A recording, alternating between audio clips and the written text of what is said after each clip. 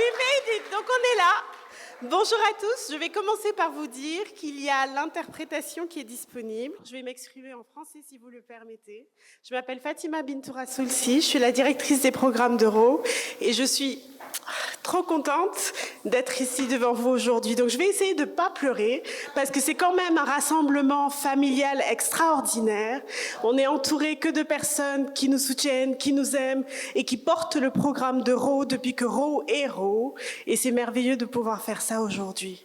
Donc je vais commencer par inviter, déjà, on est là pour la 5e édition du Condition Report, qui est quand même un moment important dans l'histoire de Raw. Marie-Hélène va nous en parler tout à l'heure plus en détail. Mais je voudrais inviter Elhaj Malik Ndiaye, qui est le conservateur du musée, qui nous a invités dans son espace, qui nous soutient depuis le début. Et à tout ce qu'on dit, il dit « mais bien sûr, il n'y a pas de problème ». Et gratuitement. Donc merci Malik, bienvenue. Bonjour à toutes et à tous.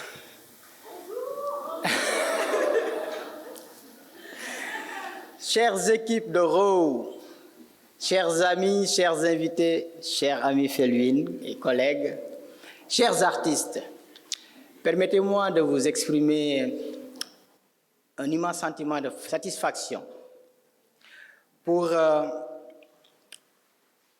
plusieurs raisons d'ailleurs.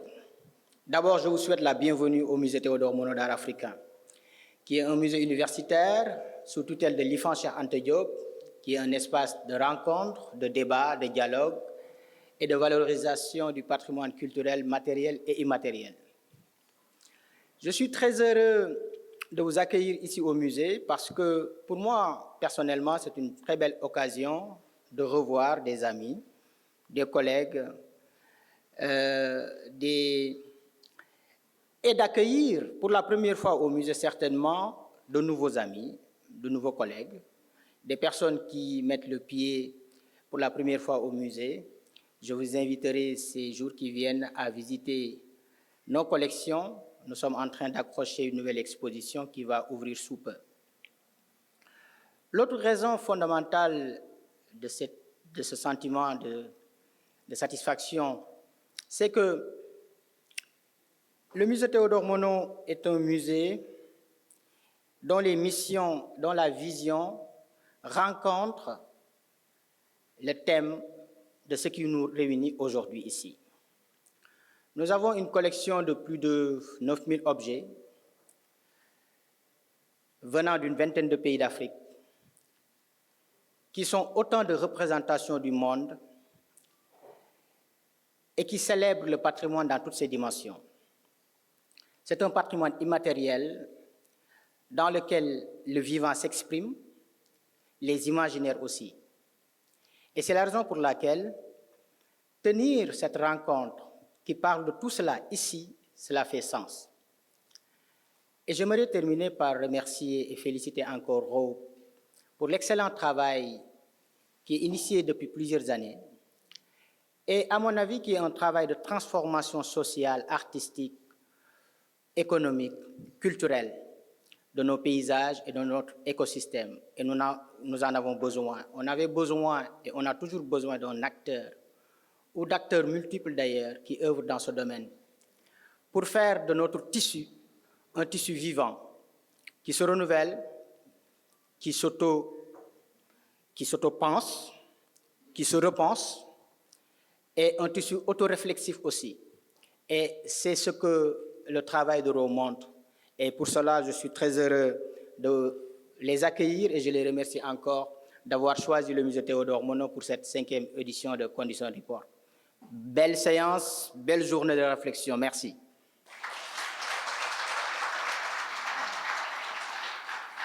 Merci Malik, merci beaucoup. Je vais inviter ma grande sœur, Marie-Hélène Pereira. Marie-Hélène, elle est notre curatorial advisor. Elle a été au début de Raw, au tout début, quand Koyo a créé l'espace, en 2011 comme espace physique. Elle l'accompagne depuis le début.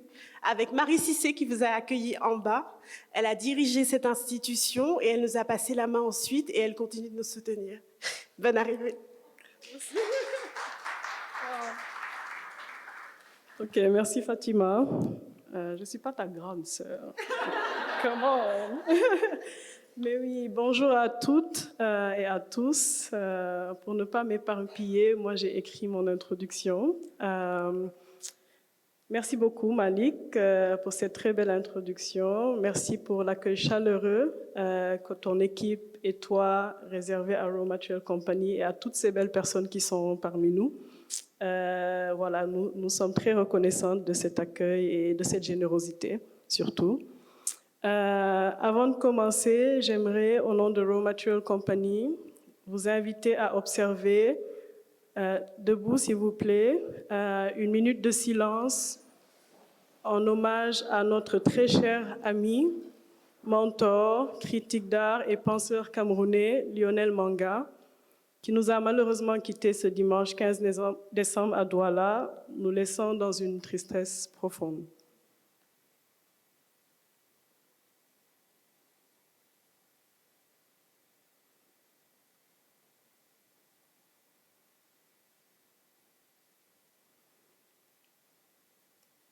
Merci beaucoup de garder Lionel dans vos pensées et prières, mais surtout de lire ses œuvres.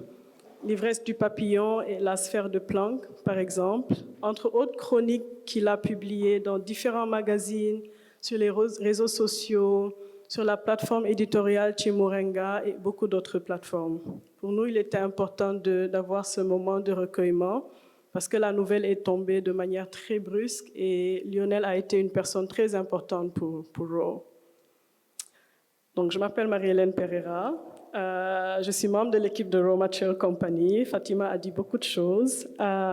C'est un plaisir pour nous de vous accueillir pour la 5e édition du symposium Condition Report, intitulé A Sense of Place, le sens du lieu, dirigé par le professeur Felwine Sarr, avec qui Raw a cheminé depuis son établissement en Centre pour l'art, le savoir et la société. Raw a été créé, fondé par Koyokuo, qui a mis beaucoup d'importance sur la création de liens, donc de liens avec d'autres institutions, avec un lieu, avec des penseurs, avec d'autres personnes qui portent la pratique artistique et curatoriale, et surtout la réflexion critique quand il s'agit des arts et de la culture et de l'importance des arts et de la culture dans la transformation sociale. Donc, nous ne sommes pas étonnés que Felwine ait été un allié, un compagnon, parce qu'il nous faut des personnes comme ça pour pouvoir construire ensemble les institutions qu'il nous faut. Donc, un grand merci à toi, Felwine.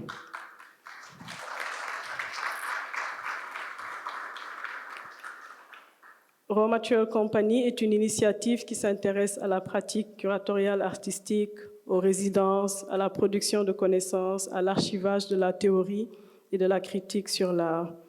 Elle s'efforce de favoriser l'appréciation et la croissance de cette créativité intellectuelle en Afrique. Le programme est transdisciplinaire et s'inspire également de la littérature, du cinéma, de l'architecture, de la politique, de la mode, de la cuisine et de la diaspora. Tout ça est articulé dans l'espace derrière. Fatima va en parler, mais vous verrez comment est-ce que cette idée de sens du lieu s'est traduite dans le travail de Raw Material Company depuis 2011.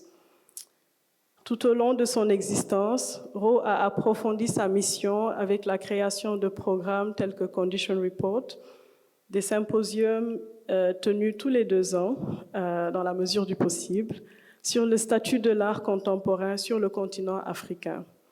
Pensé et conçu comme une rencontre de 3 à 4 jours, le symposium a créé d'importants moments d'autoréflexion concernant le rôle des institutions artistiques dans la construction des écosystèmes nécessaires à différentes formes d'évolution de nos sociétés.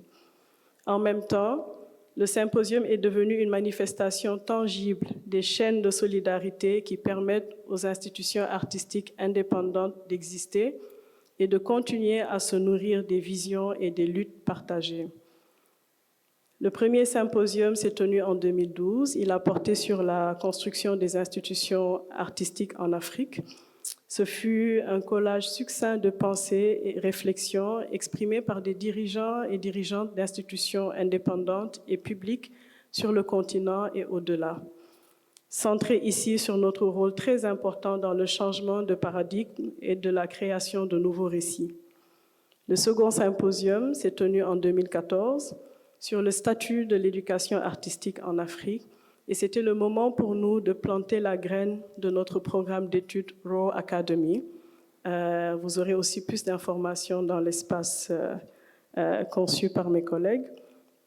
Le symposium 3 s'est tenu en 2018 sur l'histoire de l'art en Afrique, une réflexion urgente sur la nécessité d'écrire nous-mêmes nos histoires, soulignant ici le simple fait que nous réécrivons l'histoire à travers notre pratique quotidienne, au fur et à mesure. Le symposium 4 s'est tenu en 2020 à Dakar, au Bangladesh, sur la création de collectifs d'art comme école et non-école, permettant la redynamisation des rapports entre art et société, avec comme étude de cas principale l'histoire du laboratoire Agitart à Dakar, fondé par les artistes et activistes sénégalais Issa Samb, aussi connu sur le nom de Joakam, El Hadji Sy, Djibril Diop Mambéty, entre autres. Le sens du lieu, le concept autour duquel nous réunit Felwine, n'a cessé de faire résonance dans les programmes proposés par Raw Material Company, sachant sa première mission de Centre pour l'art, le savoir et la société, qui s'engage dans une quête de réponse aux enjeux et besoins de ses publics et de son écosystème. Raw a contribué à réécrire des histoires ignorées et tues, autant que des connaissances négligées à travers des pratiques artistiques du continent et d'ailleurs. Elle a su renforcer son engagement envers les nombreuses communautés qu'elle sert, en plaçant la pratique de la pluralité au cœur du type de monde que nous maintenons en existence. Travailler en constellation est devenu la valeur fondamentale du travail effectué par l'institution à travers ses différents programmes et propositions. En ce sens, la collaboration avec des universitaires, des artistes, des militants, des décideurs politiques, des travailleurs culturels, des groupes communautaires, mais aussi des individus, amis, collègues que nous admirons et avec lesquels nous entretenons des liens affectifs et essentiels pour co-construire nos sociétés futures. J'aimerais profiter de cette occasion pour nous souhaiter d'excellents échanges et pour remercier toutes les contributrices et les contributeurs qui ont répondu à notre appel. De longs voyages avec des fois des retards de vol et de visa, mais vous êtes là, d'une présence indispensable pour ce que nous avons l'intention de construire ensemble pendant ces 4 jours et au-delà. Merci à Felwine encore pour sa sagesse et pour le guide infatigable qu'il a été et continue d'être pour Raw. Merci au professeur Malik Ndiaye et à toute son équipe. Merci à tous nos volontaires, aux coordinatrices et coordinateurs du programme. Merci aux institutions qui soutiennent Raw et qui ont permis la tenue de ce symposium. Une mention spéciale à Clay Tarika et Alex McClure qui représentent Littleton. Et bien sûr, merci à toute l'équipe de Raw Material Company. Mam Farmafal, Ndeye Filigay, Marie Cissé, Haja Fanta, Keri Etola Videro, Delphine Buse, Flavienne Sambou, Aminata Sané et Aminata Sissé, toutes des femmes généreusement portées par notre précieuse directrice des programmes, Fatima Bintourassi. Oui, elle mérite vos applaudissements. Merci Fatima de porter le flambeau haut. Créer des institutions n'est pas facile et je pense que la vision de Koyo depuis le début, c'était de créer une institution qui pourra lui survivre, une institution qui peut continuer avec des générations futures et on le voit, on en est fiers. Moi, je suis fière de toujours voir le travail qu'elle porte et comment elle le porte. Avec joie, comme vous avez vu, avec générosité et avec beaucoup d'intellect surtout. Merci beaucoup et très bon symposium.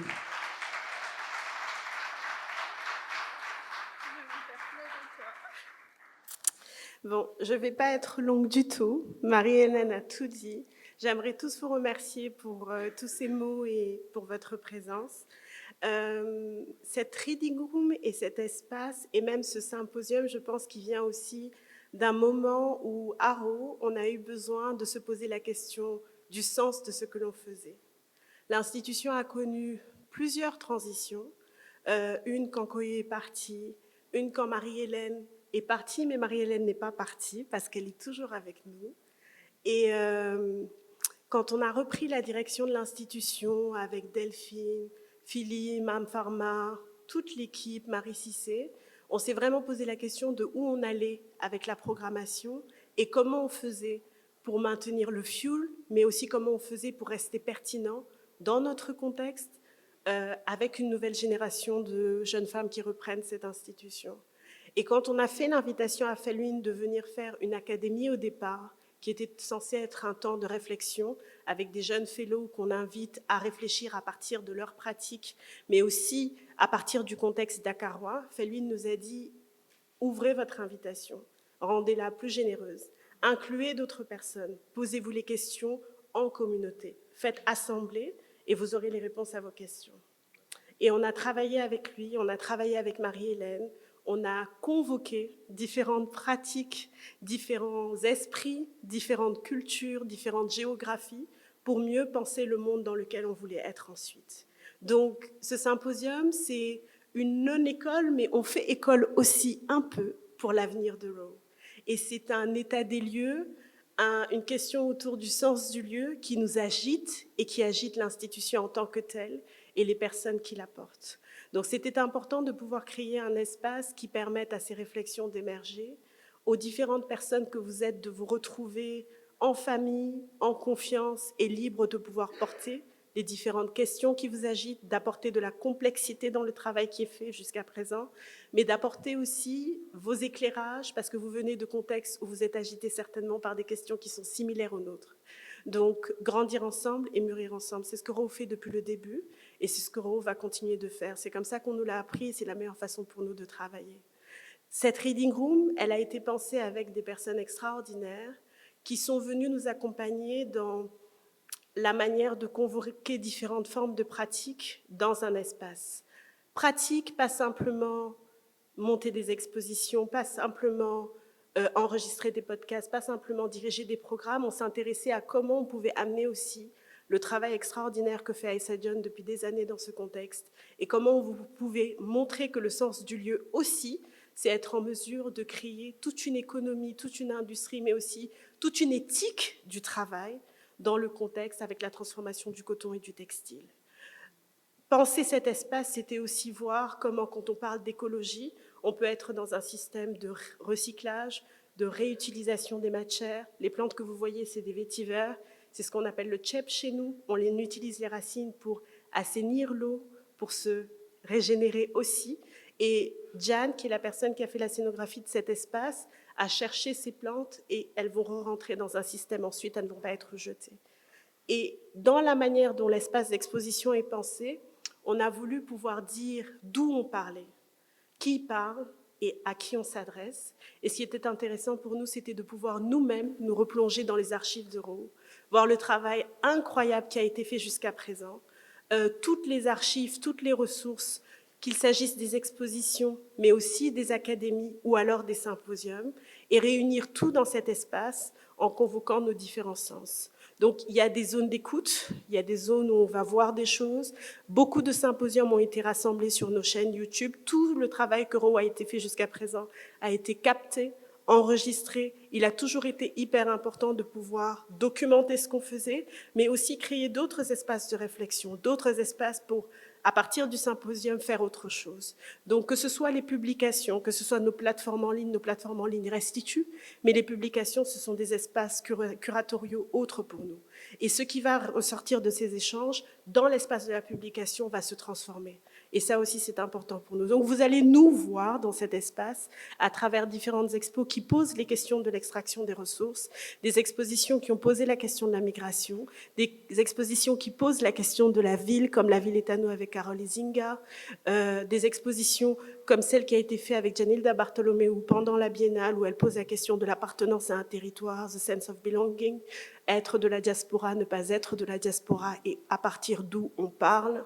Des expositions qui ont traité de nos tours et de notre relation à la cosmogonie Lébou avec Ibrahim Acham qui est aussi parmi nous.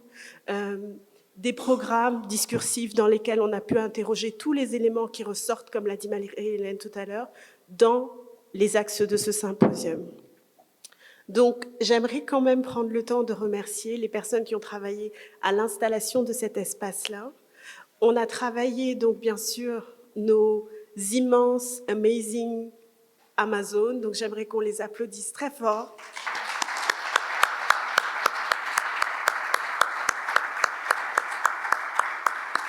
Je dis toujours « on » parce qu'on fait ensemble et qu'il n'y a pas une qui fait toute seule. On fabrique tout ensemble, on est comme des petites ouvrières, mais on s'éclate en faisant ça. C'est le dernier programme de l'année, donc c'est un peu un grand moment pour nous et on est trop content d'avoir des amis avec nous pour faire ça. J'aimerais qu'on applaudisse Diane Umutoni qui n'est pas là, qui a fait la scénographie de l'espace.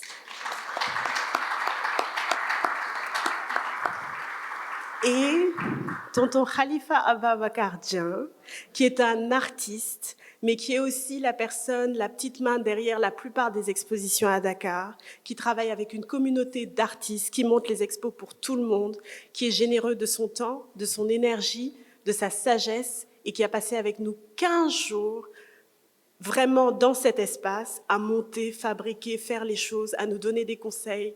Et peu importe le moment du jour ou de la nuit, Khalifa répondra toujours au téléphone. Et lui, j'aimerais vraiment qu'on l'applaudisse.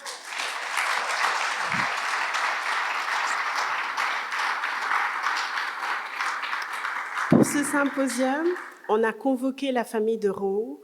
Il y a énormément de personnes qui nous accompagnent depuis le début de Ro, qui sont là, qui sont un peu nos gatekeepers et qui réfléchissent avec nous, qui pensent avec nous. Et on aimerait leur dire un merci tout particulier, des personnes qui nous ont surtout beaucoup aidés à pouvoir réunir cette matière-là, la matière intellectuelle, et pendant cette période de transition, qui ont été très présents. Marie-Hélène fait partie de ces personnes, Felwine fait partie de ces personnes, Sylvain fait partie de ces personnes, mais aussi le professeur Ibrahim Awan fait partie de ces personnes. Malik, Cisco, d'autres personnes encore, Tata Germaine qui est parmi nous, Tata Aïcha pour les méditations à la lune, toutes les personnes qui sont là pour renouveler notre énergie tout le temps, et Yasmine Aïtsabag, qui est tout le temps avec nous aussi. Il nous manque une personne aujourd'hui, c'est Ola Hassanayan.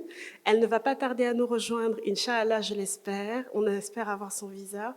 Et elle devait participer au panel de ce jour, mais elle contribuera d'une autre manière tout au long de ce symposium. Et je remercie surtout, et je finis là, nos familles extraordinaires qui nous soutiennent, qui sont tout le temps là, peu importe le jour, peu importe les mamans, les maris, les enfants, tous ceux qui sont là pour mettre l'énergie, pour qu'on puisse faire ce qu'on fait tout le temps et qui nous disent « Vas-y, tu vas déchirer, ça va marcher ». Donc merci à ces personnes-là.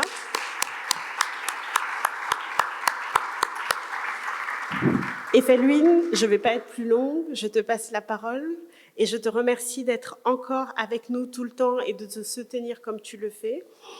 La session de cette journée, chaque jour, l'une d'entre nous va présenter le programme. Ce matin, Felwine va pouvoir faire sa conférence inaugurale. Il va avoir comme répondante le professeur Mamfatounian, qui est professeur invité à l'Université de Columbia et maîtresse de conférence à Carnegie Mellon University. Et la thématique de ce matin, c'est A Sense of Place, donc le thème de ce symposium. Et je vais vous lire un court extrait, vous présenter le reste du programme de la journée et après je pars. Donc, A Sense of Place interroge notre rapport au monde. Ce rapport au monde qui est grandement déterminé par la manière dont nous occupons les espaces, les configurons et les habitons. Aussi, Felwine Sarr va interroger dans ce propos le rapport que nous entretenons avec les lieux, les espaces, les territoires que nous habitons et traversons, dans lesquels nous séjournons durablement ou pour un temps, les tissus de relations que nous tissons avec nos entours, la place que nous y occupons, la manière dont nous créons et sommes créés par les lieux, les topos. Ces topographies peuvent aussi être sensibles, oniriques, poétiques et imaginaires. Les lieux rêvés n'en sont pas moins réels, nous habitons leur texture et ils configurent nos réalités. Cette conférence inaugurale aura lieu, maintenant on est vachement en retard, mais pendant 1 heure. Et après ça, on a une courte pause qu'on va un peu tronquer, ne nous en veuillez pas. Et on aura la présentation de l'axe thématique tout à l'heure. Je ne vais pas être plus longue parce qu'on va prendre plus de retard, mais je vous le lirai entre 11h30 et midi. D'accord? On va faire ça, c'est plus simple. Felwine, viens. Merci. À Marie-Hélène, à Fatima, à Malik, pour souhaiter la bienvenue à tout le monde, à toutes les participantes et les participants. ceux qui viennent du Sénégal, ceux qui ont bravé les mers, les airs, qui ont voyagé et qui sont arrivés ici, donc bienvenue. Je souhaite aussi la bienvenue à vous toutes et à vous tous qui avez bravé les embouteillages de ce matin dans Dakar, la poussière, qui vous êtes levés tôt pour venir nous écouter. Donc je vous souhaite donc la bienvenue. Alors le texte que je vais vous dire, je l'ai intitulé « Le sens des lieux ». Donc il arrive que nous traversions des lieux sans les regarder, sans avoir pleinement conscience de leur densité, zombies circulant, nous passons inattentifs à nos présences et à nos ancrages, nous les strions comme des feux follets dans la nuit. Il arrive aussi que les lieux nous habitent, nous investissent, nous hantent, nous fabriquent, nous désorientent. Il arrive que des lieux nous manquent, que nous y soyons absents et que leur présence en nous soit béante. Il arrive que des lieux nous soient inhospitaliers, que nous n'y soyons pas les bienvenus. Notre rapport au monde est grandement déterminé par la manière dont nous occupons les espaces, les configurons et les habitants, mais aussi par la manière dont ceux-ci nous affectent et nous font. Aussi, j'aimerais interroger dans ce propos le rapport que nous entretenons avec les lieux, les espaces, les territoires que nous habitons et traversons, dans lesquels nous séjournons durablement ou pour un temps, les tissus de relations que nous tissons avec nos entours, la place que nous y occupons, la manière dont nous créons et sommes créés par les lieux. Ces topographies peuvent être aussi sensibles, oniriques, poétiques et imaginaires. Les lieux rêvés n'en sont pas moins réels. Nous habitons leur texture et ils configurent nos réalités. La quête que je poursuis est celle d'un rapport juste et épanouissant avec le monde, la terre, le cosmos. Elle est celle d'une manière d'habiter celui-ci qui soit féconde. La première méditation à laquelle j'aimerais vous inviter est celle du premier étonnement que raconte l'un des textes fondateurs des monothéismes sémitiques, le texte biblique. Tout commencerait par la nostalgie du jardin d'Éden, lieu originaire qui nous fut dérobé afin que nous nous embarquions dans l'aventure de la connaissance, la chute dans ce monde dans lequel nous fûmes précipités, les éléments et leur furieuse présence, les eaux, l'air, les montagnes, les rivières, les fleuves, les plaines étalées, la végétation et sa luxuriance, les déserts et leur irradiance, l'étonnement du regard, du premier regard qui se pose sur ces vastitudes, lieux préservés dans leur nudité primordiale, la nécessité d'établir un habitat sur Terre pour y vivre, y survivre, s'y protéger des prédateurs et se perpétuer. Celle de trouver et de garantir les moyens de la subsistance, mais aussi celle de tisser des songes et des rêves éveillés. Lorsque ceux-ci s'épuisent, les moyens de subsistance et les rêves éveillés, errer et quêter d'autres lieux. Puis un jour, arrêter l'errance dans le pays de Nod. Cette première méditation porte sur l'arrêt de l'errance qui nous fit construire les villes. Elle est aussi une réflexion sur la perte de l'étonnement. Elle est une méditation sur la ville comme lieu que nous créons pour cesser de quitter les lieux qui nous furent donnés et dérobés dans le mythe biblique. Il semblerait que les villes soient apparues dans la haute antiquité entre 3500 et 1500 avant Jésus-Christ, dans les régions fertiles du Nil, dans le royaume de Couche. 25 siècles avant Jésus-Christ, la ville de Kerma, dans les plaines alluviales de la Mésopotamie, entre le Tigre et l'Euphrate, mais également aux abords du Gange et du Yangtze-Kiang. Les villes seraient liées à l'invention de l'agriculture et à la sédentarité. Plusieurs récits mythiques existent à propos de l'origine des villes. Selon la Bible, c'est Caïn, l'agriculteur, qui aurait construit l'une des premières villes, Enoch, dans le pays de Nod, le pays de l'errance. Enoch signifie genèse, début, commencement. L'artisanat et l'art y seraient nés. Dans la théologie chrétienne, l'ultime destination est la Jérusalem céleste. Tout commencerait par la ville et finirait par la ville. La ville est le symbole, et ainsi le symbole de la perfection du monde à venir, mais également celui de la perdition de l'homme lorsque sa volonté de puissance l'aveugle. L'épisode de la tour de Babel est là pour nous le rappeler. La ville est surtout l'œuvre humaine par excellence. S'y déploie la dialectique de l'un et du multiple, de la diversité et de l'altérité. L'humain, depuis sa chute, est condamné à y vivre et peut-être à s'y réaliser ou s'y perdre. Qu'elle soit antique, médiévale ou moderne, la ville est cet espace de déploiement et de concaténation de la vie individuelle et sociale. Elle est un espace configuré afin que les nécessités de la vie commune, la sécurité, l'éducation, l'économie, les voies de communication, les activités diverses que requiert la vie en communauté s'y articulent au bénéfice de ses habitants. Elle n'est cependant pas que fonctionnelle, elle est le lieu d'une aventure collective orientée vers des finalités sociales, politiques et culturelles.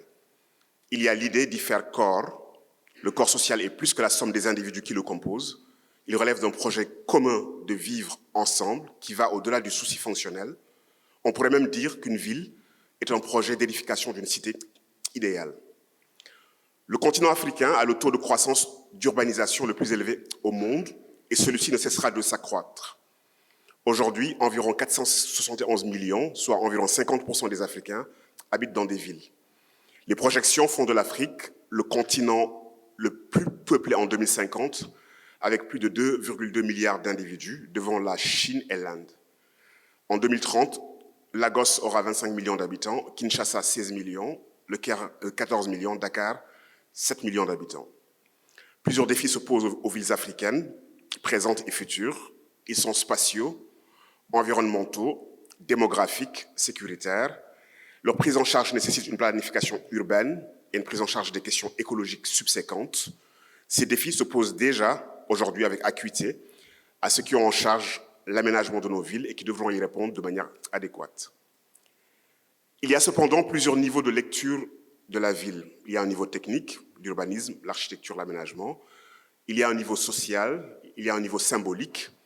J'aimerais plutôt envisager la ville comme un lieu où se lisent nos imaginaires, ainsi que nos conceptions de la vie commune. La ville comme un signe et une archive qui nous dit au présent et dont les linéaments indiquent les futurs que l'on souhaite édifier. Un lieu est un espace où les éléments sont distribués dans un rapport de coexistence. Ce rapport est souvent fixe et la configuration des positions y est figée. Un territoire se définit par l'ensemble des mouvements qui s'y déploient en des possibilités. C'est un espace de circulation et de frayage. Les villes africaines sont des territoires. Les configurations y sont mouvantes. D'importantes reconfigurations sociales, culturelles et démographiques y sont actuellement en cours. Ce sont des corps vivants engagés dans des processus de croissance et de métamorphose. Ces dynamiques dont la ville est porteuse sont étroitement liées à la vision du monde de ceux qui non seulement y vivent, mais qui l'habitent. La ville n'est pas apparue en Afrique avec le fait colonial, elle lui est antérieure. L'Afrique antique et médiévale était parsemée de villes. Kerma, capitale de Kouch, fut fondée 25 siècles avant notre ère. Dans l'Afrique médiévale, plusieurs grandes villes existent, Gao, Tombouctou, Benin City au Nigeria. Elles étaient plus peuplées que Lisbonne, Venise et Londres. Elles avaient leur singularité. Certaines étaient des villes du désert, bâties sur des plaines sablonneuses, d'autres autour des oasis ou sur les rives des fleuves. D'autres, comme Oualata dans l'Empire du Ghana, sont des villes caravanières. Certaines ont disparu, d'autres, comme Gao et Oualata, existent encore aujourd'hui. Cependant, la plupart de nos villes africaines contemporaines ont une histoire étroitement liée à la colonisation. Des proportions importantes de leur visage actuel ont été façonnées par le fait colonial. Les villes coloniales ont été construites contre leurs habitants et configurées pour les nécessités de l'extraction des ressources. Fanon décrit dans Les Drets de la Terre, Alger, comme une ville compartimentée et ségrégée. Cependant, les matrices originelles, mythiques et symboliques des villes africaines, elles, sont antérieures au fait colonial. Comment édifier nos villes sans détruire leurs matrices originelles? Comment ces espaces survivent-ils dans nos configurations actuelles? Comment l'expérience de nos villes est-elle affectée par la globalisation économique et culturelle? Celle-ci, on le sait, peut à la fois enrichir et altérer nos espaces. Ainsi, comment dans la manière dont nous pensons nos villes, ne pas être une chambre d'écho d'un monde des fois en déliquescence?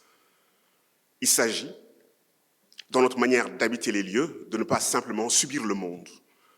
Le travail de désoccupation mentale consiste à perpétuellement reconstruire le sens des lieux afin de se libérer de la colonie mentale qui siège au cœur de nos imaginaires. Et pour cela, la culture et toutes les formes de créativité demeurent des ressources précieuses. L'art, les arts, comme pratique de dessillage du regard, de réactivation des sens et de configuration des espaces.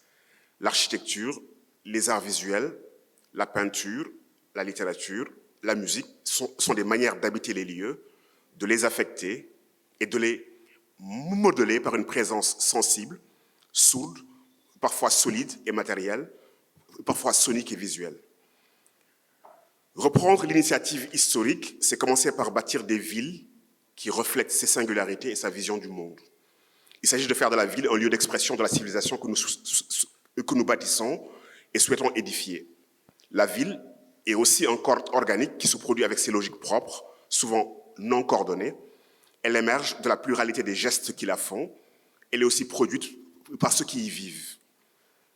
Habiter un lieu, un espace, un corps, une géographie, une ville, ce n'est pas seulement s'y installer.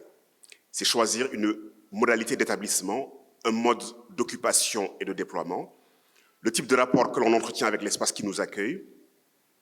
Rendre nos villes habitables pour tous, c'est en faire des villes ouvertes qui assument et désirent leurs conditions cosmopolites. Il ne pourra d'ailleurs en être autrement car le cosmopolitisme est notre devenir. Il s'agit de rendre nos villes plus intégratives et fonctionnelles, et pas juste pour les élites habitant ces beaux quartiers, mais en faire des lieux offrant des espaces de mixité sociale. La manière dont la ville est configurée informe sur notre manière de faire communauté et sur les valeurs que nous mettons au cœur de notre sociabilité.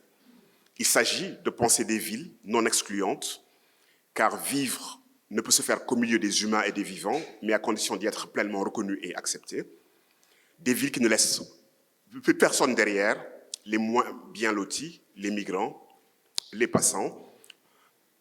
Penser des villes pour ceux qui marchent, ceux qui passent du temps dehors, ceux qui flânent, ceux qui rêvent, ceux qui arrêtent le temps adossés à un mur ou assis sur un banc. Laisser dans l'édification de nos villes des espaces inachevés qui figurent des possibles. Configurer des lieux de mémoire, des lieux où l'on préserve et fait vivre le patrimoine. Des parcours pour donner corps à notre histoire vécue et envisagée. Mais également des lieux de culture, de convivialité où nous faisons communauté.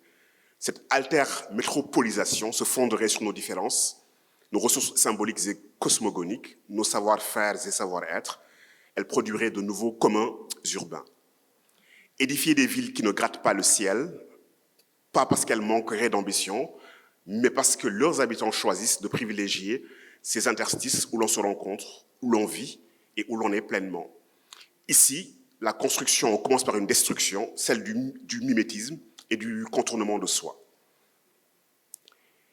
Et puis un jour, nécessairement, l'errance reprend. Quitter les lieux, le voyage comme une nécessité régénératrice. Renouveler les ressources, élargir les imaginaires, réanimer la vie, car bien que ces lieux où nous vivons nous permettent de nous épanouir, ils peuvent aussi constituer les foyers de nos dessèchements. Ils peuvent devenir nos tombeaux, ceux d'une mort lente et programmée, ceux de la dévitalité, lorsque les ressources viennent à nous manquer. Toutes les ressources, les espaces, les moyens de subsistance, l'air, l'eau, mais aussi les horizons mentaux, les idées, la beauté, le sens, l'espoir. Comment celles et ceux qui subissent l'injustice du monde habitent-ils le monde?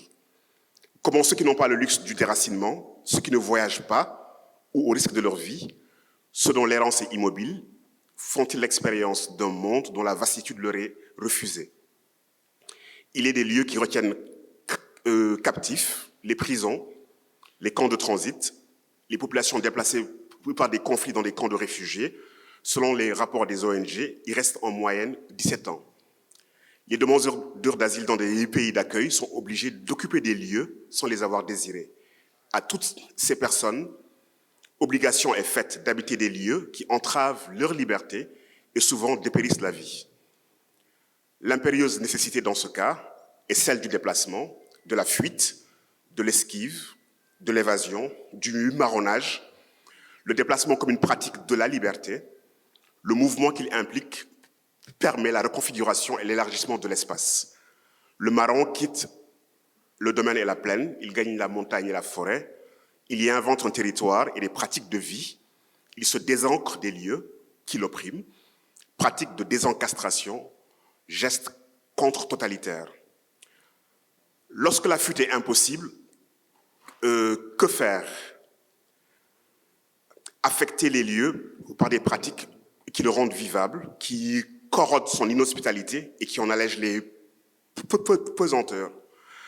Habiter ses songes et ses imaginaires, recourir aux richesses préalablement constituées dans ses mondes intérieurs, même dans les lieux de la plus grande déshumanisation, la cale du bateau négrier, les camps de concentration, le goulag, les prisons, les humains y ont continué à produire de la culture pour rendre supportable la vie. Ici, la culture est une ressource intime, elle permet des fois d'habiter des mondes inhospitaliers. Cependant, cette méditation sur le sens des lieux ne saurait faire l'impasse sur la manière dont nous habitons le lieu primordial qui permet nos vies et qui est notre biotope. Réfléchir ou penser la question écologique est primordial, car le premier lieu que nous avons rendu vulnérable est notre biotope, par nos gestes, par notre fait civilisationnel, par la manière dont nous habitons nos environnements, nous hypothéquons les conditions de reproduction de la vie sur Terre. Certes, nous le faisons de manière égalitaire, mais de façon certaine. Une question qui se pose est comment sortir de ce que Malcolm Ferdinand nomme l'habité colonial. On peut se demander, ce geste résulte-t-il d'un fait civilisationnel ou est-il engrammé profondément dans notre psyché? Dans notre longue quête pour pérenniser nos vies sur Terre, nous édifiâmes des villes et construisîmes le monde.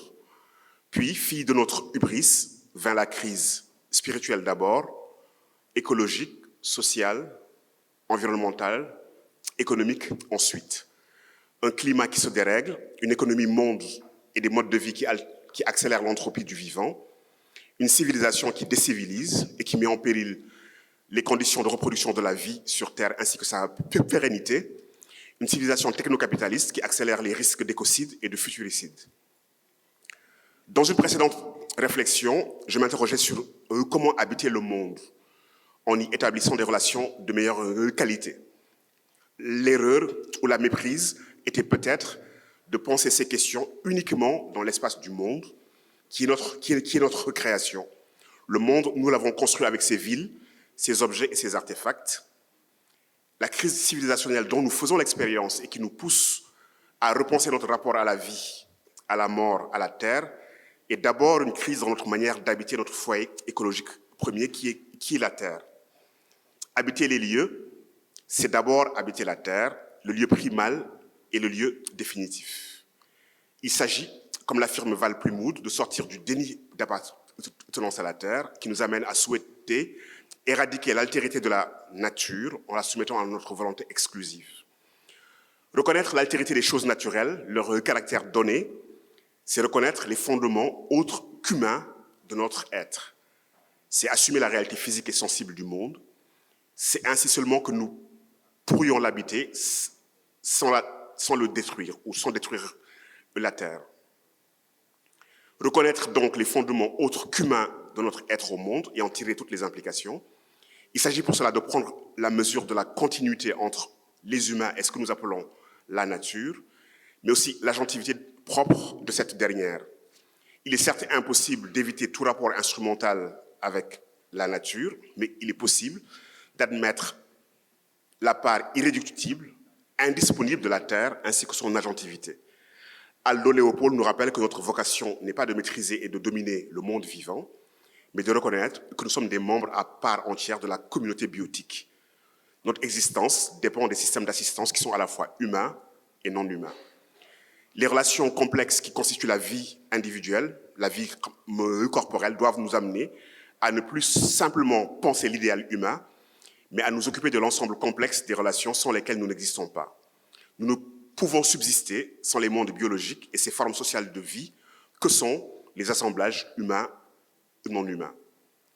En finir avec la désalliance avec la Terre nécessite de rompre avec les cadres intellectuels fondés sur les grands dualismes, nature-culture, corps-esprit, esprit-matière, pour mieux habiter la Terre et faire une communauté avec ses habitants, donc le tout vivant. Gaston-Paul Effa, Hervé Yangem et le regretté Lionel Manga nous invitent à une éthique animiste et à une écologie des liens. Celle-ci permet de se libérer des cadres conceptuels et imaginaires fondés sur la désalliance. Leur philosophie animiste nous invite à repenser les fondements éthiques ainsi que les imaginaires de notre rapport au vivant, comprendre et prendre acte du fait que notre condition d'humain vivant est consubstantiellement liée à celle du vivant et aux interactions que nous entretenons avec, engage à coopérer avec les communautés des existants en établissant des relations de mutualité fondées sur la réciprocité, le soin et la réparation. On peut habiter la Terre de manière forte, impétueuse, destructrice. C'est ce que nous faisons actuellement. Mais on peut aussi l'habiter de manière fluide, réversible, fugace et amovible. Conscient de notre condition de passant, Frédéric Nérat nous invite à laisser au monde sa part inconstructible, à le déshabiter des fois, à considérer que nous n'habitons pas seulement la Terre, mais que celle-ci nous habite également. Une éthique de l'hospitalité ouvre la communauté à tous ceux qui ont droit à ses soins, c'est-à-dire à tous les êtres vivants et à toutes les communautés d'existants. Celles-ci y sont autorisées, elles y ont droit à la vie. Et je reviendrai vendredi plus longtemps sur l'idée d'une cosmopolitique de l'hospitalité. Avant d'aller vers la conclusion, j'aimerais évoquer un lieu, le corps humain, qui est notre première interface avec le monde, et réduire ainsi la focale de l'espace à cette délimitation originelle. Le corps humain est le lieu duquel il ne nous est jamais donné de sortir, l'espace auquel l'intégralité de l'existence nous assigne et des fois nous condamne. Lieu multiple, physique, intime, il est un foyer d'engendrement, un lieu d'expression esthétique, une paroi de transmission du sensible, un espace de représentation, un objet relationnel.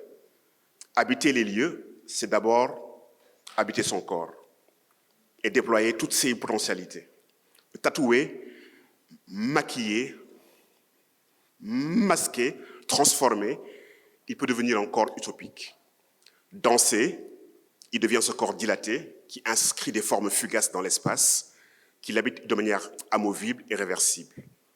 Un corps qui se livre à une performance artistique reconfigure les espaces environnants, qu'ils soient architecturaux, sonores, plastiques, humains, ceux-ci deviennent une caisse de résonance du sensible.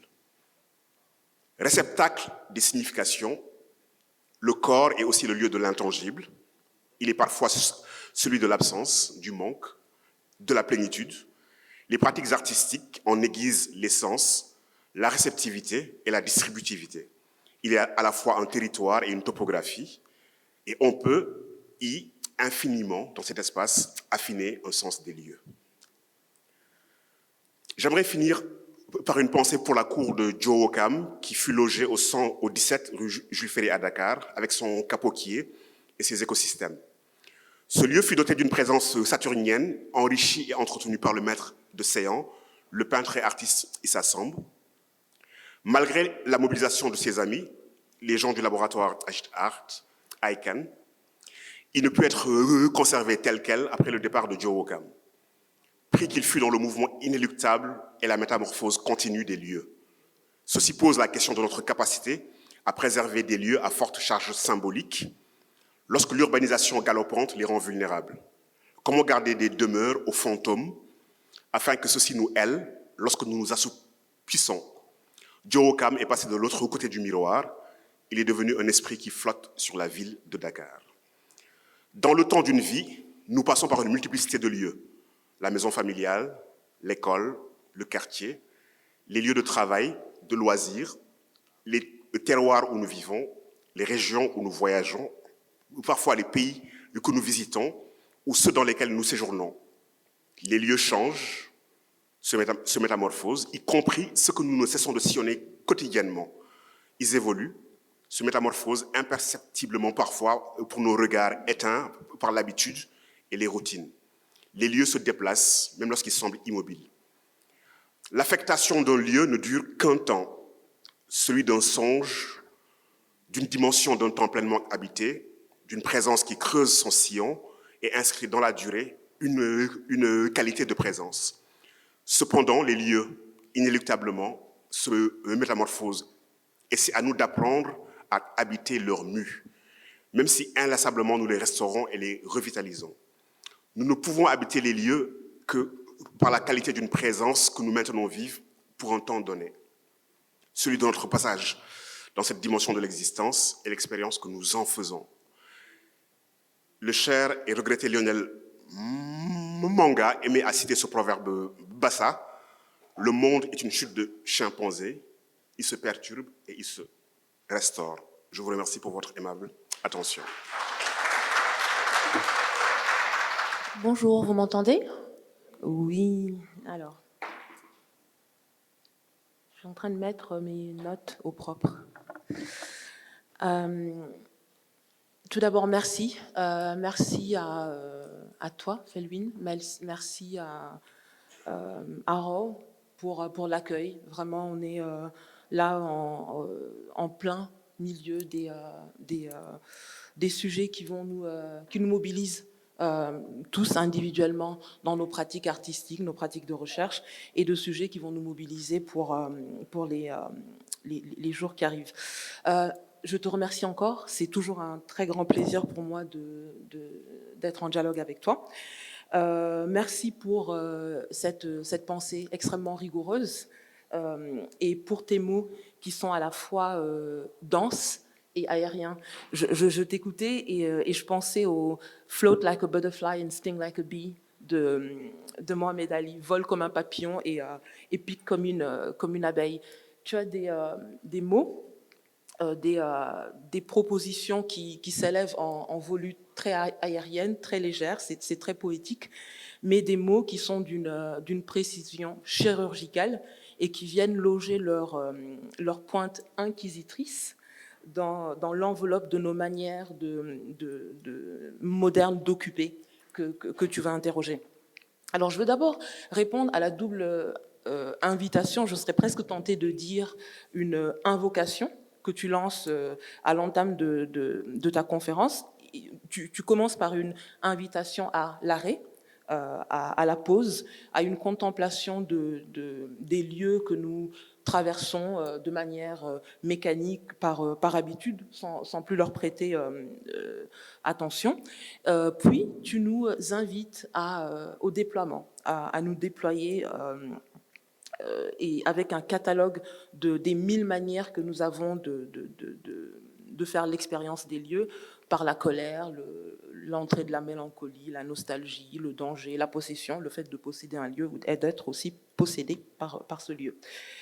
Felwine, tu te dis être occupé, presque hanté, obsédé par une question, celle de trouver, et je te cite, j'espère que j'ai bien noté parce que j'ai écrit très, très vite, un rapport juste et épanouissant avec le monde, la Terre, le cosmos, une manière d'habiter qui soit féconde. Et pour cela, tu poses une équation. Voici l'équation. Notre rapport au monde est déterminé par des espaces que nous traversons tout au long de notre existence. Alors, ce sont des espaces des pays rêvés, des espaces tangibles, ou alors des pays de l'imaginaire, des pays réels, lieux physiques et espaces oniriques. Et en partant de là, et puisque tu es habité par cette quête d'un rapport enfin juste avec le monde, tu t'intéresses naturellement à la place que nos manières d'occuper, d'investir, de traverser les lieux de nos existences, donc l'impact que ces manières l'impact de notre relation au lieu a dans la réalisation d'un monde qui soit habitable et vivable pour toutes et tous, dans la possibilité d'existence qui soit en dignité, cette idée de la dignité est quelque chose d'extrêmement important pour toi, et d'existence qui se vive dans la dignité. Alors, si tu le permets, je veux revenir sur les 4 propositions que tu fais pour une relation au monde qui soit donc au prisme, si j'ai bien compris, 1, de la ville, 2, du vivant, 3, de l'intangible, et 4, d'une cosmopolitique de l'hospitalité. Et Felwine, ta cosmopolitique là, va falloir qu'on parle. Donc, 4 laboratoires qui, pour toi, doivent nous servir à travailler et affiner notre sens des lieux.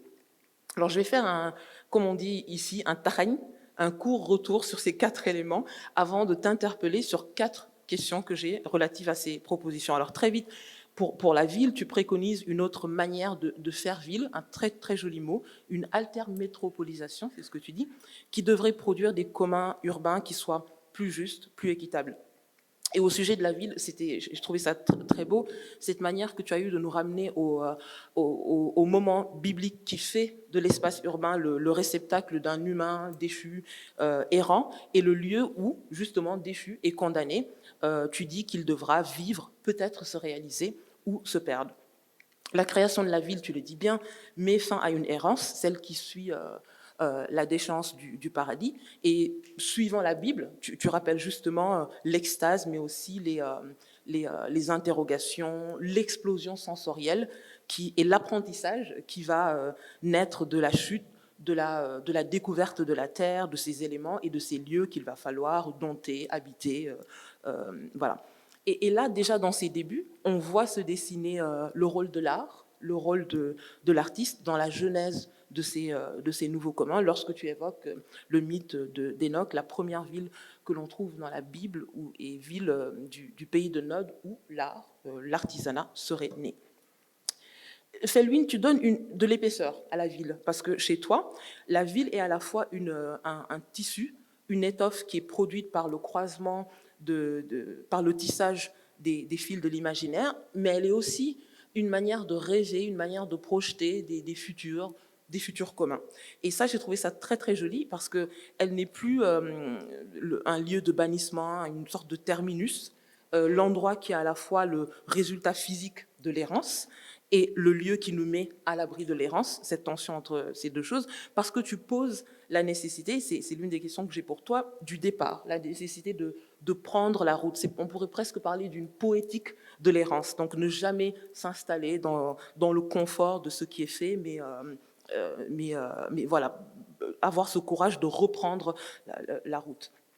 Et toujours sur la ville, et ici au sujet de nos villes africaines, tu rappelles les matrices largement précoloniales qui chargeaient ces lieux en sens, qui les chargeaient de sens pour leurs habitants, habitantes, et tu nous encourages à retrouver ces osmoses afin d'habiter des endroits qui sont devenus largement aliénants pour la vie, et tu pointes ici la responsabilité large du fait colonial dans la transformation de nos villes africaines, transformations qui ont été entérinées à nos époques contemporaines par des mutations économiques, culturelles, etc. Alors dans ces archéologies des manières de faire ville, donc de retrouver des matrices des centres urbains africains, tu établis une nuance qui pour moi est essentielle entre l'installer et l'habiter, entre s'installer simplement dans un endroit et habiter véritablement un endroit, donc habiter véritablement des lieux cosmopolites qui ne privilégient plus certains vivants aux dépens d'autres. Et là aussi, le rôle de l'art, le rôle des artistes est un rôle essentiel dans ce travail de dévoilement, dans ce travail de veille, dans ce travail de maintien et d'éveil des sens. Il y a ici un vibrant appel aux bâtisseurs de nos villes, politiques, politiciens, architectes, à revenir à ces sens-là, et vraiment dans la pluralité des sens du mot sens, et ces plans, donc premiers endroits qui connectent, connaissent et reconnaissent leurs habitants, tous leurs habitants, et leur font une place. Alors première question. Comme tu le dis, en Afrique, la ville sera le lieu principal d'habitation de plus de la moitié de la population d'ici une vingtaine d'années. Mais on sait que les déplacements pendulaires d'humains, d'humeurs, de marchandises élargissent le périmètre des villes. On pense aux banlieues, mais on pense aussi à nos campagnes. Oui. Fait déborder la ville dans d'autres espaces. Quelle place est-ce que tu réserves dans ta pensée à ces espaces strictement non urbain? Première question. Après la ville, tu fais une ouverture sur le vivant. Et dans ton analyse du vivant, tu mets en avant tu parles d'épistémologie du sensible, qui sont fondées sur la réciprocité, le soin, le care, et la réparation, l'idée de la réparation entre l'humain et la nature.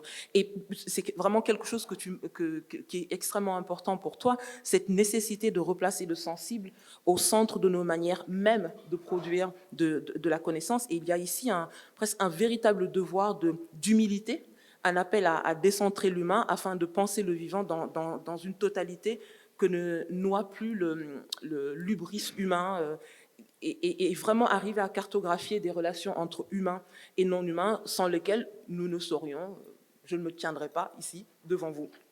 Et sur le vivant, il y a également cet engagement, cette interrogation extrêmement forte avec l'espace de vie, ses ressources, son adéquation même à la reproduction de la vie et son adéquation à la durabilité des conditions naturelles de vie, ainsi que la nécessité pour le vivant de se déplacer lorsque ces conditions ne sont plus réunies, que la vie est tout simplement en danger. Ce déplacement, cette fuite, pose aussi la question du lieu d'arrivée et de son hospitalité envers le vivant. Et dans le cas de déplacements forcés ou empêchés, tu cartographies une suite d'espaces réels, donc d'espaces topographiques, mais aussi des espaces imaginaires qui accueillent ces déplacements-là. Et là encore, tu convoques la puissance de l'art et la culture dans le maintien de monde intérieur, d'imaginaire qui permettent d'affronter et d'habiter l'inhospitalité quand on y est confronté. Et là arrive ma deuxième question.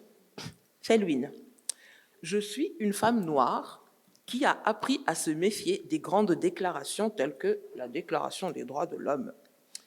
Alors, Felwine, qui est l'humain de ton texte? Peut-on penser une humanité dont on respecte, nourrit la globalité, la condition même d'humanité, tout en ne mettant pas de côté les méandres creusés par des réalités telles que le genre, la classe, la race? Et si oui, comment le faire? Et là, c'est le serpent qui se mord la queue, sans risquer de tomber dans un cycle infernal de séparatisme, etc. Tu as 5 minutes. Troisième point, donc ville, vivant, intangible. Tu poses encore des questions absolument essentielles sur des notions telles que la mémoire, les souvenirs, les archives et les lieux qui disparaissent. Tu parles des conditions de création dans des lieux à instabilité épistémologique. Tu mentionnes la cour de Joachim et ses présences balayées par l'ogre foncier dakarois. Et moi, en t'écoutant, je pensais à deux choses. Je pensais aux tombes du cimetière de Soumbédioune à quelques encablures d'ici qui sont en train d'être avalées par l'avancée de la mer.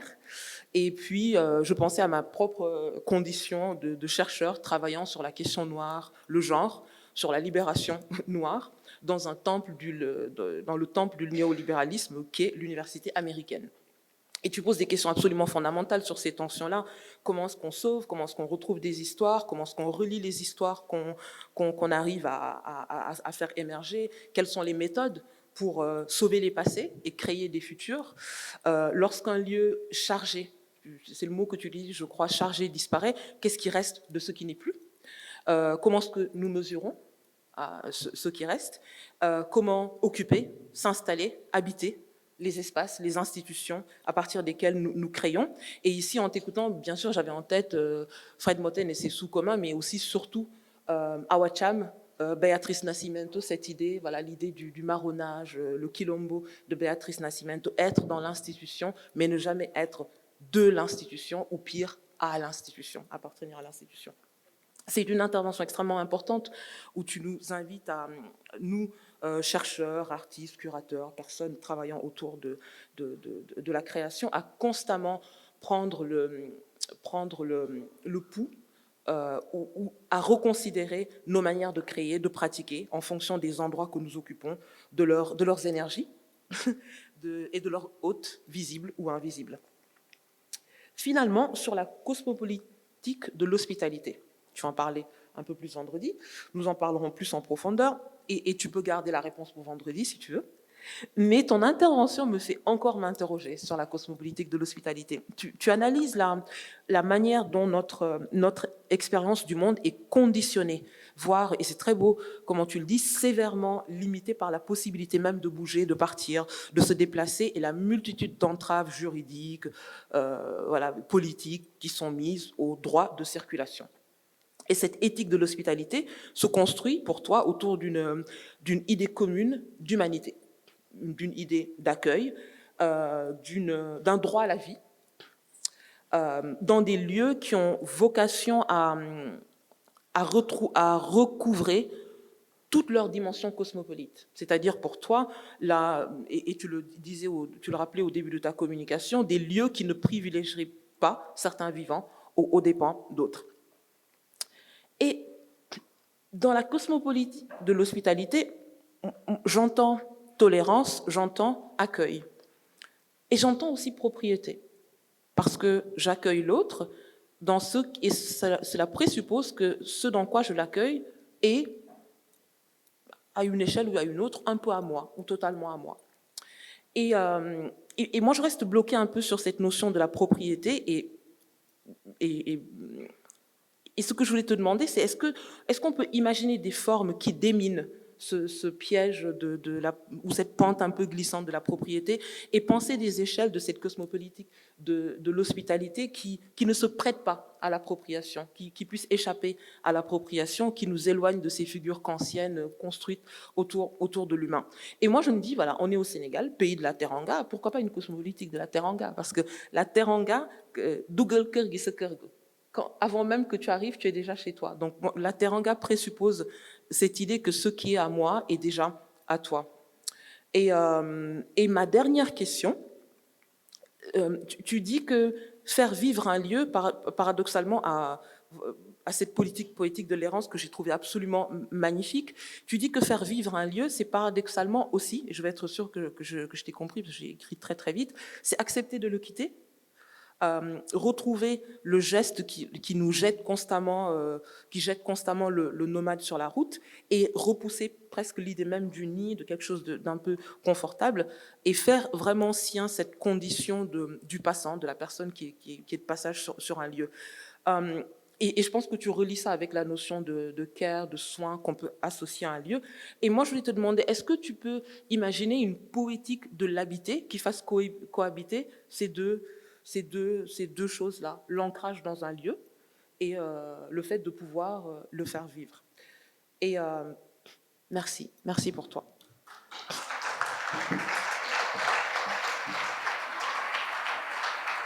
C'est très sérieux tout ça.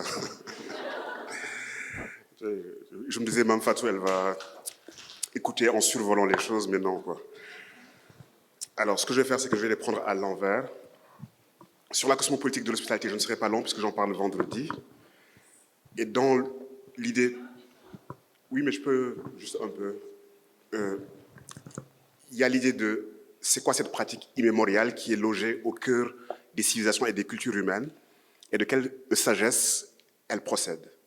Elle procède d'une sagesse des cultures humaines qui savent qu'aujourd'hui, elles accueillent le passant, l'étranger, celui qui reste pour longtemps, celui qui s'en va, mais un jour, on peut être accueilli, on peut être sur les chemins, et que la condition de la vulnérabilité momentanée de la vie est une condition universelle, que tout le monde partage.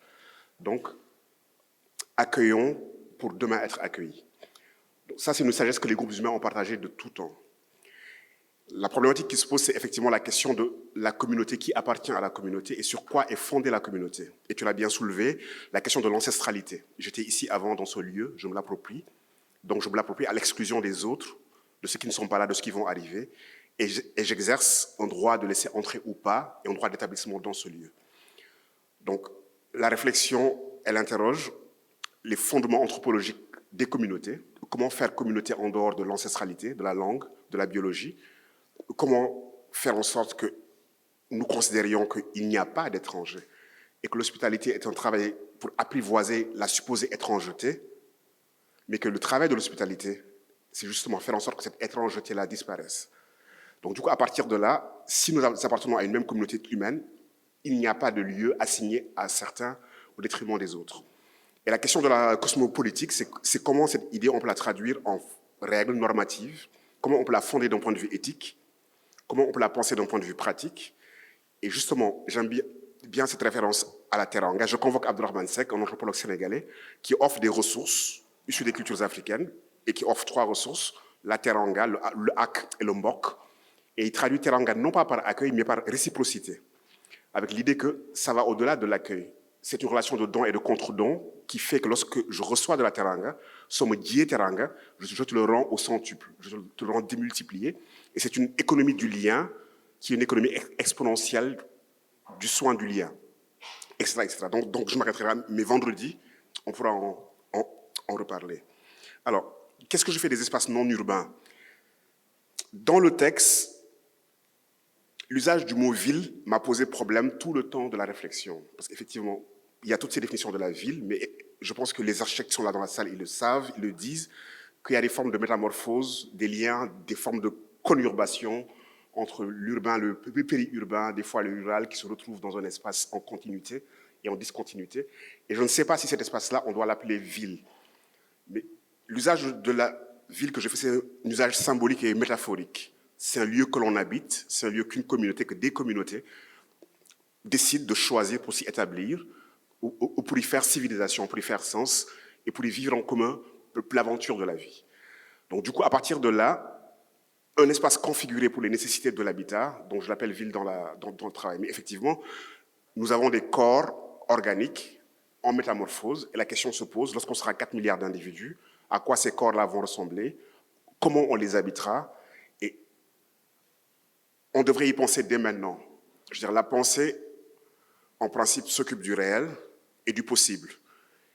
Et il me semble que généralement, on s'occupe beaucoup de ce qui se joue sous nos yeux et on laisse un peu le possible ou l'advenir un peu en friche. Et ça, c'est une grande question qui se pose je veux dire, aux habitants du continent. Comment habiterons-nous le continent, vu la démographie qui nous est promise et vu les dynamiques qui semblent se dessiner? Alors, est-ce qu'il faut inventer un concept qui ne soit pas la ville à réfléchir, quoi? Mais en fait, je le prends comme un espace métaphorique. Je ne le pense pas comme juste tel qu'on le pense. Et c'est pour ça que j'ai été chercher des ressources symboliques, des ressources mythologiques, mais c'est le lieu de l'habiter. Le lieu de l'habiter. Et c'est pour ça que la question de comment l'habiter, ne pas s'y établir simplement, mais l'habiter, est la question fondamentale. Et comment habiter ces lieux-là. Alors, qui est l'humain dont on parle?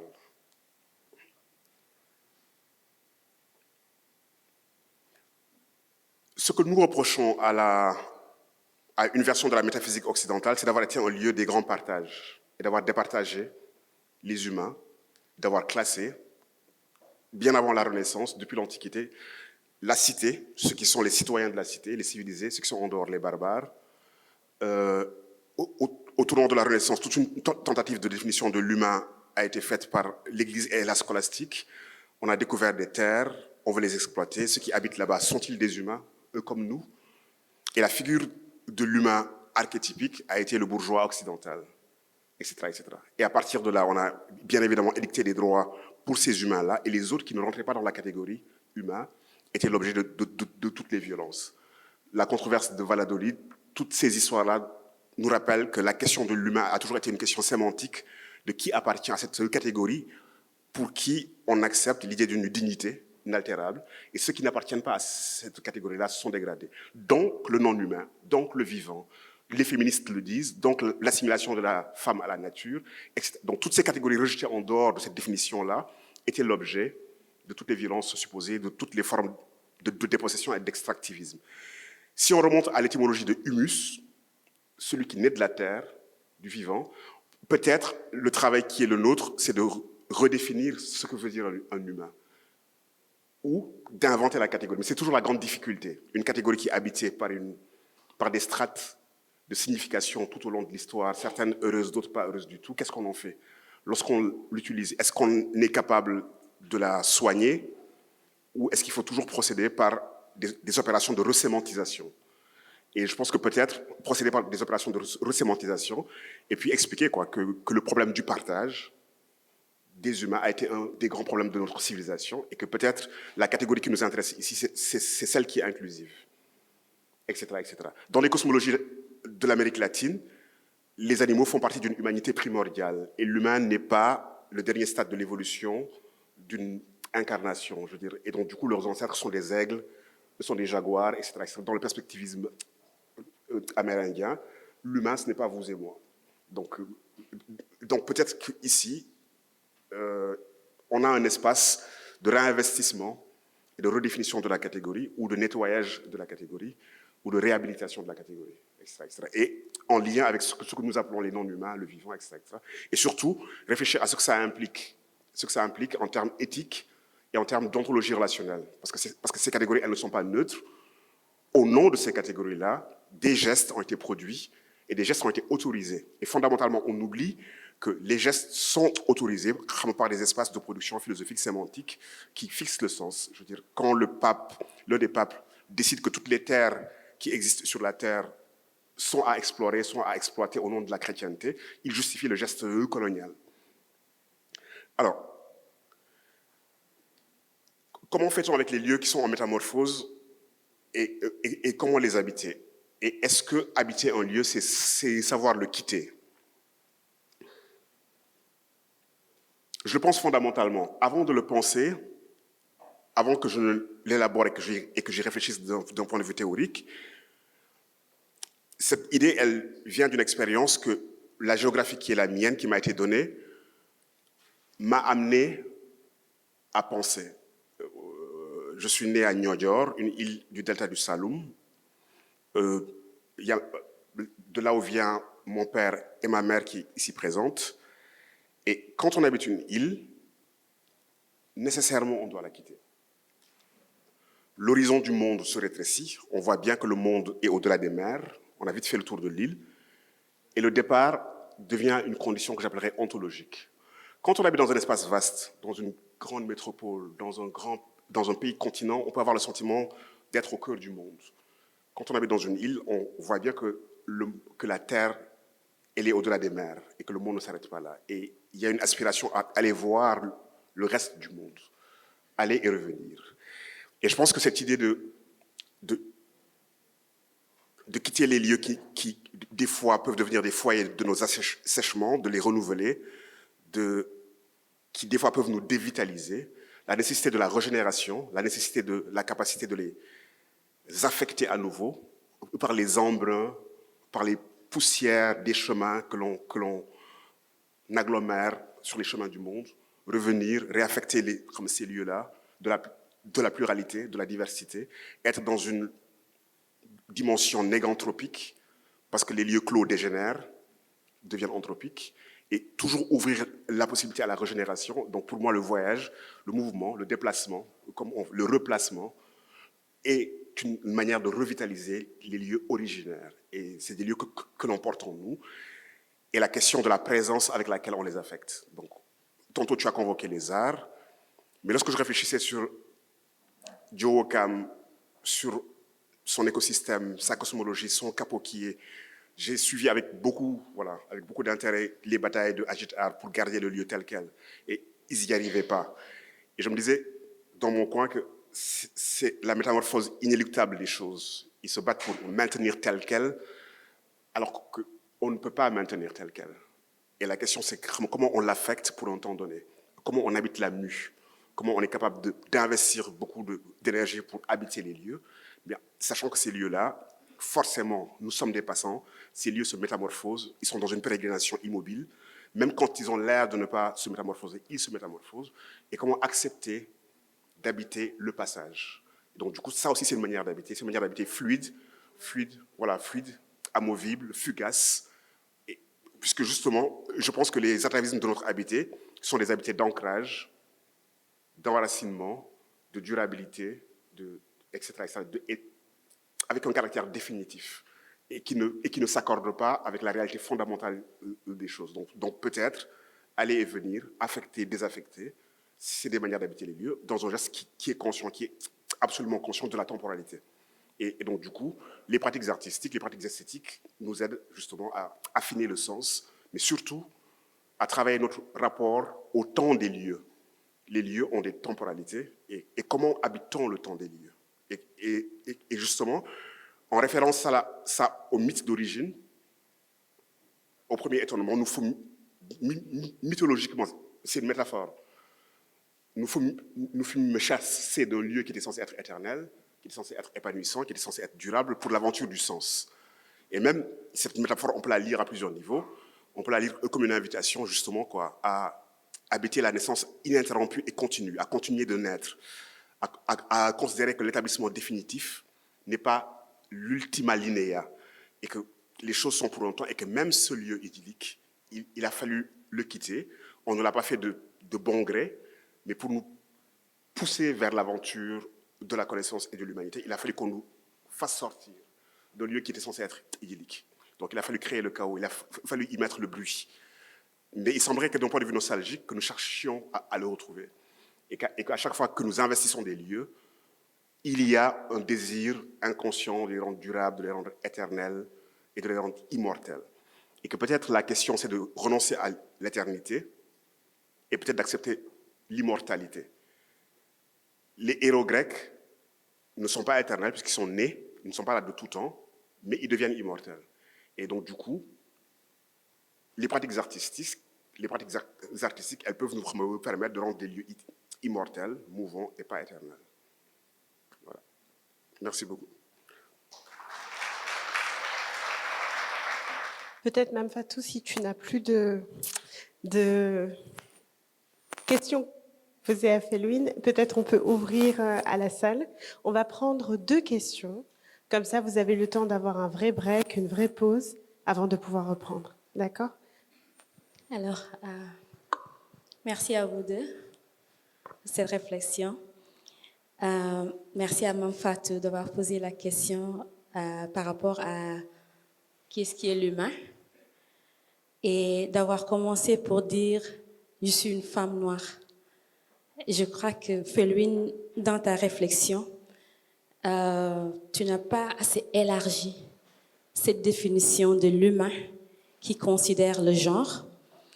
Et dans ta réponse aussi, tu n'as pas répondu à la question qu'elle a posée. Et je vais contextualiser. Sorry, I'm going to switch to English.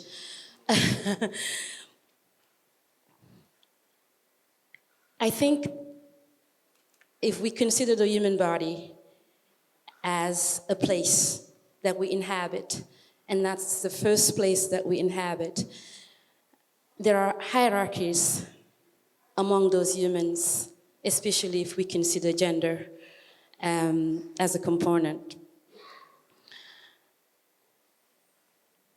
These past 3 days in Senegal, there is a flyer that's creating a lot of talk. It is about feminists saying that they're going to strip naked to protest the culture of rape. And everybody's talking about it. If we go back to the human body as a place that is autonomous, that we inhabit, decorate,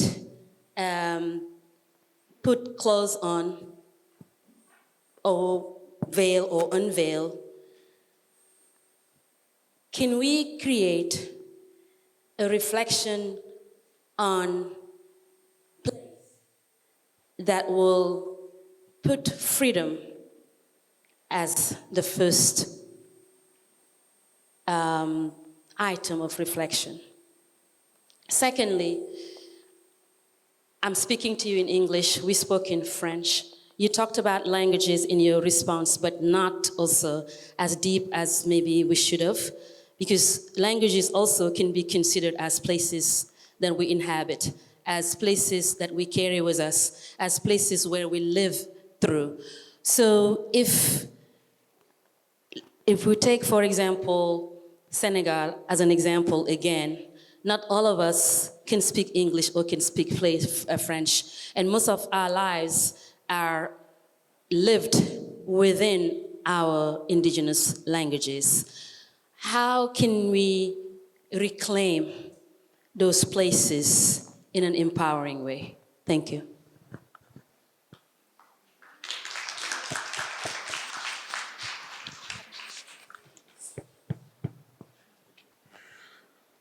Écoute, j'entends très bien ce que tu dis et je pense que ça fait des années qu'on me pousse ou qu'on m'invite à élargir dans ma réflexion la question féministe. Donc le message est reçu 5 sur 5. Il est vraiment reçu. Okay? Il est vraiment reçu et il est vraiment entendu. Il y a des habitudes intellectuelles qu'on ne désancre pas du jour au lendemain. même si on en est conscient, tu vois. Et la question que je me posais ici, c'était pas tant, tu vois, la question de ce qu'il y a dans le genre, dans le terme humain. D'ailleurs, j'y ai réfléchi quand Mme Fatou a posé la question. Mais en écrivant le texte, j'avais un usage générique de l'humain. Et je n'ai pas pensé ce qui est à l'intérieur. Je n'ai pas pensé les grands partages, je n'ai pas pensé sa problématisation, etc., etc. Donc du coup, elle pose une question qui ouvre la réflexion. Je me dis, effectivement, c'est qui cet humain-là, quoi. Et dans c'est qui cet humain-là, j'accepte que la proportion la plus marginalisée, la plus violentée, c'est la femme. Donc ça, je acknowledge. Okay? Et les langues aussi, j'y ai pas pensé. J'ai pensé quand tu as posé la question, qu'effectivement, ce sont des lieux que l'on habite. Donc j'ai songé à des lieux immatériels, à des lieux symboliques. J'ai pensé au corps, la ville, le territoire. J'ai tenté de réduire la focale, le cosmos, l'espace, la terre, la ville, le corps. Et je n'ai pas du tout songé à la langue. Et tu as absolument raison, la langue, c'est un lieu que nous habitons, peut-être autant que le corps. Et qu'il y a une réflexion à mener sur celui-là. Donc je te remercie pour la contribution et pour les inputs et les insights. Et je redis, le message, on me le répète, maintenant il est reçu, quoi. Merci Félouine. Habiter son corps. Habiter son corps. Pour moi, si je résume, je ne comprends pas tout ce que vous dites. Hein. C'est vraiment comme un escargot. Et dans ma technique, il y a l'escargot. C'est de voyager avec son corps, avec ce qu'on a sur soi et sa culture. Moi, dans chaque endroit où je vais, eh bien, je me déplace avec mon corps. Et sur la scène, j'invite les gens à venir chez moi. Donc, ce n'est pas un problème d'habiter ou de déplacement. Donc, pour moi, si tu permets, je résume, habiter son corps, c'est-à-dire, tu as parlé du cosmos, la poitrine, pour moi, c'est le soleil, les fesses, c'est la lune, et le pubis, ce sont les étoiles. Donc, je me déplace avec le cosmos, avec mon corps. Et donc, j'ai plusieurs mouvements comme ça. Je vous invite à travailler, à habiter votre corps. C'est tellement important d'habiter son corps. Merci. Peut-être que tu vas trouver un peu banal que je résume en si peu, en escargot, tout ce que tu as dit. Mais merci, c'est ce que j'ai compris.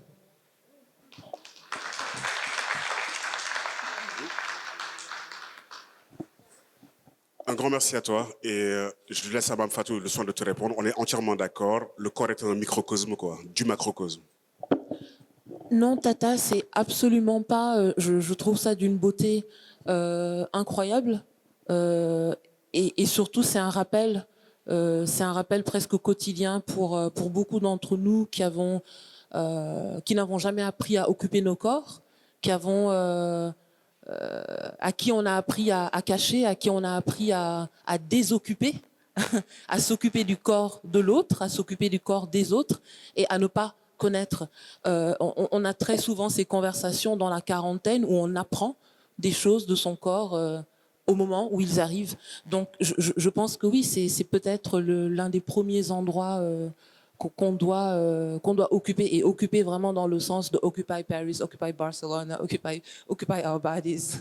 Donc merci Tata, c'est très, très, très important.